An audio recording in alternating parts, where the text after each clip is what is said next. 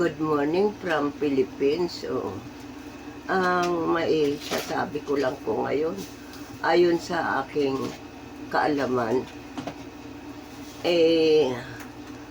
manalangin na lang tayo sa mahal na Panginoon dahil mukhang mapapadali yata ang ating mundo. Ang ating mundo, sabi nga wait and alert.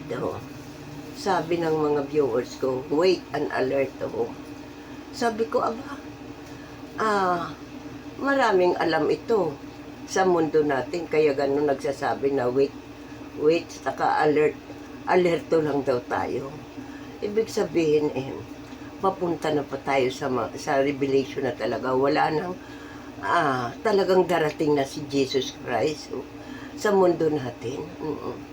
Ang may papayo ko lang magbago tayo, magnilay-nilay tayo kung karapat-dapat ba tayo kay Jesus na sumunod sa kanyang kalooban. At ako mismo, sa sarili ko, nagninilay-nilay din ako na sana nga ang lahat ng mga kasalanan ko, mapatawad ako ni Jesus, mapatawad ako ng Panginoon natin. Ganun nga po. At saka, iwasan na rin natin ngayon. Iwasan na rin natin ngayon ang mainggit, maghusga sa kapwa.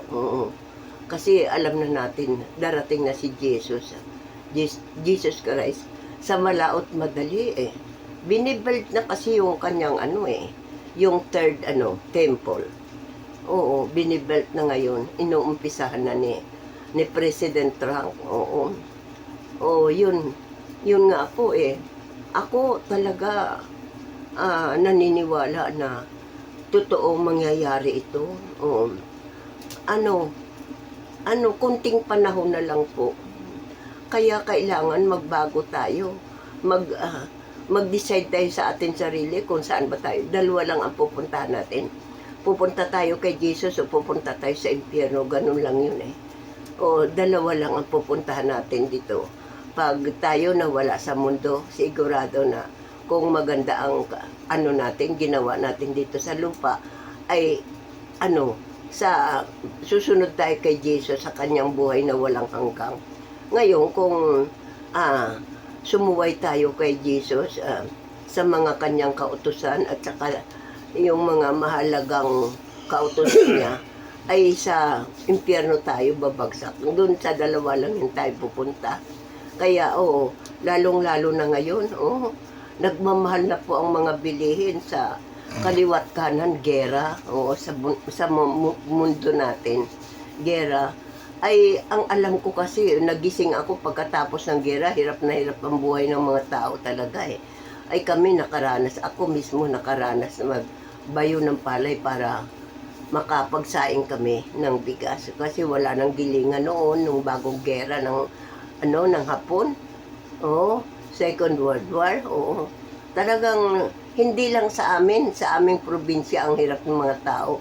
Lahat, buong mundo, hirap ang mga tao. Tapos ng gera. Ngayon, nagigera, kaliwat kanan, hirap din ang buhay natin. Hindi nyo ba napapansin na ang mahal-mahal ng mga bilihin? Halos hindi na tayo makabili ng pagkain dahil sa sobrang mahal ng bilihin. Yun. At saka, yun, darating mo ang pagkakataon na magtatatak na ng 666. Pag hindi ka nagpatatak, hindi ka makabili ng pagkain. Ay di, ako, iwan ko, gusto ko lang matapos na rin yung buhay ko. Matapos na rin yung buhay ko. Gano'n na lang ang gagawin. Ewan ko lang sa iba kung anong gagawin nila. Yun lang guys ang maihatid ko sa inyo. Motivation message at saka magbalik loob tayo kay Lord. Yun lang guys. Maraming salamat. Niyo ako sa YouTube. Subscribe niyo ako sa YouTube guys. Salamat po. Maraming salamat.